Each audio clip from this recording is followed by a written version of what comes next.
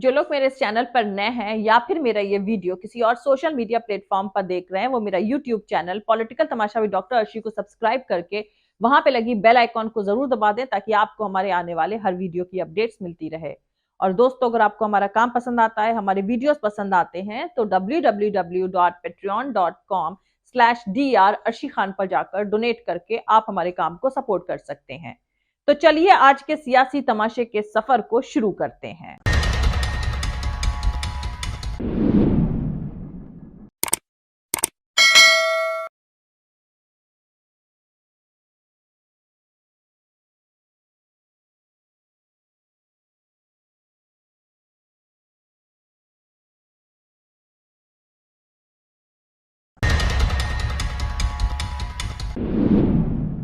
मार्च का महीना था, साल था 1986। दिल्ली में 271 एकड़ में फैली तिहाड़ जेल में बंद कुछ कैदियों ने देखा कि एक कोने में एक बिल्ली बेहोश पड़ी है। उस रास्ते से गुजरने वाले किसी कर्मचारी की नजर पड़ी तो उसने बिल्ली की देखभाल करी। तीसरे दिन तक बिल्ली चलने फिरने लगी और चौथे दिन एकदम ठीक हो गई। इस वाक्य पर किसी ने कोई खास तवज्जो नहीं बख्शी। पर 16 मार्च 1986 को जब द सरपेंट और बिकिनी किलर के नाम से मशहूर अपराधी चार्ल्स शोबराज तिहाड़ से फरार हुआ, तब पूरी जेल में कोई बताते नहीं थक रहा था कि आखिर उस बेहोश बिल्ली का माजरा क्या था। बिकिनी किलर यानी शोबराज ने जेल के गार्ड्स और आसपास के कैदियों को अपने जन्मदिन यानी बर्थडे की दावत दी थी। फिर पार्टी में खाने पीने के सामान में ड्रग्स मिलाकर सबको बेहोश किया और तिहाड़ के दरवाजे पर फोटो खिंचाकर रफू चक्कर हो गया। वो बिल्ली बिकिनी किलर की गिनी पिग थी जिस पर ड्रग टेस्ट किया गया था। बिकिनी किलर पिछले मौकों जैसी गलती नहीं करना चाहता था। जब डोज गलत होने की वजह से ईरान जाते हुए एक पाकिस्तानी टैक्सी ड्राइवर की मौत हो गई थी, या दिल्ली के होटल में ड्रग्स उम्मीद से जल्दी काम कर गई थी। खैर, मैं यहां बात बिकिनी किलर पर नहीं करने जा रही हूं, लेकिन क्या आप लोग को मालूम है कि बिकिनी वर्ड कहां से आया और कैसे बना? दोस्तों, टू पीस बिकिनी के पीछे का इतिहास अगर आप जानेंगे तो आपके दिलो दिमाग हिल कर रह जाएगा। हम लोग आजकल हर रोज ही कोई ना कोई डे मनाते हैं, जैसे mother's day, father's day, daughter's day वगैरह वगैरह। लेकिन इस बार मुझे काफी ताज्जुब हुआ जब मुझे पता चला कि हर साल 5 जुलाई को बिकिनी डे भी मनाया जाता है। फर्स्टपोस्ट.com ने इस बार बिकिनी पर एक लंबा आर्टिकल लिखा था। अमेरिकन यूरोपियन पत्रिकाओं ने बिकिनी के इन्वेंशन यानी आविष्कार के 76 साल पूरा होने का बाकायदा जश्न मनाया। फर्स्टपोस्ट.com ने अपने लंबे आर्टिकल में बिकिनी की तारीफ करते हुए एक लाइन यह भी लिखी कि बिकिनी एटोल में अमेरिका के तरफ से करे गए हाइड्रोजन बॉम्ब के टेस्ट से इंस्पिरेशन लेकर फ्रांस के फैशन डिजाइनर लुइस रियर्ड ने इस 2 पीस पोशाक का नाम यानी इस 2 पीस ड्रेस का नाम बिकिनी रखा। दरअसल दोस्तों, बिकिनी ड्रेस का बॉम्ब और बिकिनी एटोल नाम के आइलैंड से गहरा रिश्ता है और इसकी पड़ताल आपको हिलाकर रख देगी। तो दोस्तों, बिकिनी एटोल पैसिफिक ओशन में मौजूद एक छोटा सा आइलैंड है। आज से तकरीबन 76 साल पहले 1 जुलाई 1946 को अमेरिका ने इस आइलैंड पर 6 अगस्त और 9 अगस्त 1945 को हिरोशिमा नागासाकी पर गिराए गए न्यूक्लियर बॉम्ब से भी कई गुना ज्यादा ताकतवर न्यूक्लियर बॉम्ब का टेस्ट शुरू किया था। 1946 से 1958 तक इस आइलैंड पर और इसके आसपास कुल 67 न्यूक्लियर बॉम्ब्स का टेस्ट किया गया। इसमें से कईयों की ताकत हिरोशिमा नागासाकी पर गिराए गए बॉम्ब से 1000 गुना ज्यादा थी। 1954 में इसी आइलैंड पर पहली बार हाइड्रोजन बॉम्ब का भी कामयाब टेस्ट किया गया। तो दोस्तों, बिकिनी एटोल पर सैकड़ों सालों से एक पूरी सिविलाइजेशन रहा करती थी। 17वीं शताब्दी में स्पेन की इस पर नजर पड़ी और उसने इस पर कब्जा जमा लिया। इसके बाद जर्मनी से होता हुआ सेकेंड वर्ल्ड वॉर में यह जापान के कब्जे में रहा। फिर सेकेंड वर्ल्ड वॉर में जापान के हार जाने के बाद यह अमेरिका के कब्जे में आ गया। बमों का टेस्ट शुरू करने से पहले अमेरिका ने यहां के लोगों के कम्युनिटीज के मुखियाओं की एक बैठक बुलाई। उनसे कहा गया कि उन्हें यह आइलैंड खाली करना पड़ेगा। यहाँ ह्यूमैनिटी की बेहतरी यानी इंसानियत की बेहतरी के लिए कुछ टेस्ट करे जाएंगे। इसके बाद वहां के लोगों को जबरदस्ती जहाजों पर लाद कर वहां से 200 किलोमीटर की दूरी पर एक दूसरे डेजर्ट आइलैंड रोंगेरिक एटोल पर भेज दिया गया। इन लोगों को महज कुछ हफ्ते का राशन मुहैया कराया गया। यह डेजर्ट आइलैंड रहने लायक नहीं था, इसीलिए राशन खत्म होने के बाद वो लोग भुखमरी के शिकार होने लगे। ग्लोबल मीडिया में अमेरिका को क्रिटिसाइज किया जाने लगा।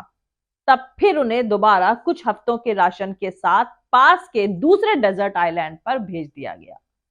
तब से लेकर आज तक वो आसपास के आइलैंड्स पर भटक रहे हैं। उनमें से ज्यादातर लोग न्यूक्लियर रेडिएशन के घातक असर से भी जूझ रहे हैं। उनका अपना देश बिकनी एटोल पूरी तरह तबाह हो गया। यहाँ न्यूक्लियर रेडिएशन का लेवल नॉर्मल लेवल से कई गुना ज्यादा है। दोस्तों, bikiniatoll.com ने न्यूक्लियर टेस्ट वाले दिन और उसके फौरन बाद के हालातों को इन वर्ड्स में कैद किया है। रोंगेरिक एटोल पर डिस्प्लेस्ड यानी विस्थापित लोगों को नहीं पता था कि वहां क्या हो रहा है। उन्होंने उस दिन आसमान में 2 सूरज देखे। उन्होंने हैरानी से देखा कि उनके आइलैंड के ऊपर 2 इंच मोटा रेडियो एक्टिव धूल का बादल छा गया है। उनका पीने का पानी खारा हो गया और उसका रंग बदलकर पीला पड़ गया। बच्चे रेडियो एक्टिव राख के बीच खेल रहे थे। माए खौफ से ये नजारा देख रही थी। रात होते होते उनके जिस्म पर इसका असर साफ दिखने लगा। लोगों को उल्टियां और दस्त होने लगे, बाल झड़ने लगे। पूरे आइलैंड पर आतंक की लहर दौड़ गई। इन लोगों को कुछ नहीं बताया गया था और ना ही अमेरिका के तरफ से किसी तरह की वार्निंग उन्हें जारी करी गई थी। इस न्यूक्लियर टेस्ट के 2 दिन बाद उन्हें इलाज के लिए पास के क्वाजालेन आइलैंड पर ले जाया गया। दोस्तों, बिकनी एटोल पर इस टेस्ट के लिए आसपास कुल 42,000 अमेरिकी सैनिक तैनात थे। इसके अलावा टेस्ट का असर जानने के लिए 5400 चूहे, बकरियां और सुअरों को भी इस आइलैंड पर लाया गया था। 1980 के आसपास CIA की एक सीक्रेट रिपोर्ट डिक्लासिफाइड हुई। बिकनी एटोल के रहने वाले और बिकनी एटोल की घटना पर नजर रखने वाले लोग इस रिपोर्ट से पूरी तरह से सकते में आ गए। इसमें साफ साफ बताया गया था कि चूहों, बकरियों, सुअरों के साथ ही बिकनी एटोल के निवासी भी न्यूक्लियर टेस्ट के औजार थे। इसलिए उन्हें जानबूझकर बिकनी एटोल से इतनी दूर बसाया गया था कि वो न्यूक्लियर विस्फोट से मरे भी ना और पूरी तरह से न्यूक्लियर रेडिएशन की जद में भी रहें, ताकि उन पर इसके असर की स्टडी करी जा सके। इस रिपोर्ट के बाद ही बिकनी एटोल के लोगों और इस पर नजर रखने वाले लोगों को यह समझ में आया कि क्यों अमेरिका के डॉक्टर्स लगातार कुछ दिनों के बाद उनके बीच आते थे और उनका मुफ्त इलाज करते थे।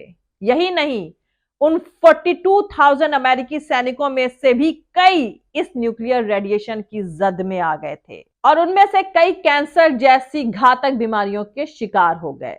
इस न्यूक्लियर रेडिएशन से प्रभावित सैनिकों ने बाद में अपना ऑर्गेनाइजेशन बनाकर अमेरिकी सरकार पर केस भी दायर किया। हालांकि ये नहीं पता चल सका कि क्या वो सैनिक भी इस प्रोजेक्ट में गिनी पिग की तरह इस्तेमाल करे गए थे या ये अमेरिकी सरकार का कोलैटरल डैमेज था।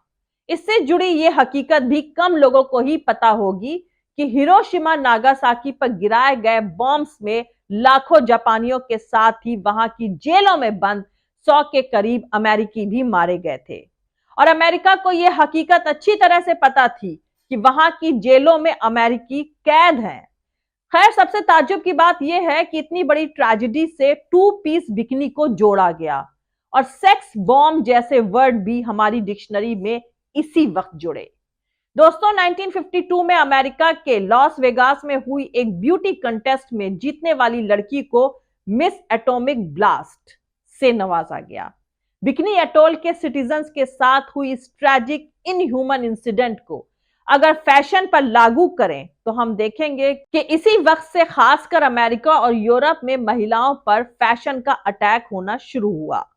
कोशिश करी जाने लगी कि उनकी इंसानी रूह को डिस्प्लेस करके उन्हें महज फैशन डॉल में तब्दील कर दिया जाए। दरअसल जंगों के चलते लोगों में जो कॉन्शियसनेस पैदा हो रही थी, उस कॉन्शियसनेस को कुंद करने के लिए उन्हें फैशन की तरफ धकेला गया। इस रेफरेंस में फैशन उस न्यूक्लियर बॉम्ब की तरह ही था जिससे महिलाओं में आ रही कॉन्शियसनेस को तबाह किया जा सकता था। 2005 में आई एडम कुर्टिस की मशहूर documentary century of the self में इस फिनोमिना को बेहद बारीकी से दिखाया गया है। अमेरिकन और यूरोपियंस फैशन के इसी डिस्ट्रॉयर और इनह्यूमन तरीकों के चलते टू पीस ड्रेस का नाम बिकनी पड़ा। इंपीरियलिज्म और कैपिटलिज्म में हर चमकती, जगमगाती, अट्रैक्टिव चीज के पीछे ट्रेजेडी, दुख और खून पसीना होता है। जब भी आप फैशन का कोई अट्रैक्टिव ड्रेस यानी बहुत खूबसूरत देखेंगे तो कार्ल मार्क्स के लिखे को जरूर याद कर सकते हैं। कार्ल मार्क्स ने इन सब का निचोड़ पेश करते हुए लिखा है कि पूंजी सर से पांव तक खून और गंदगी में सनी हुई है।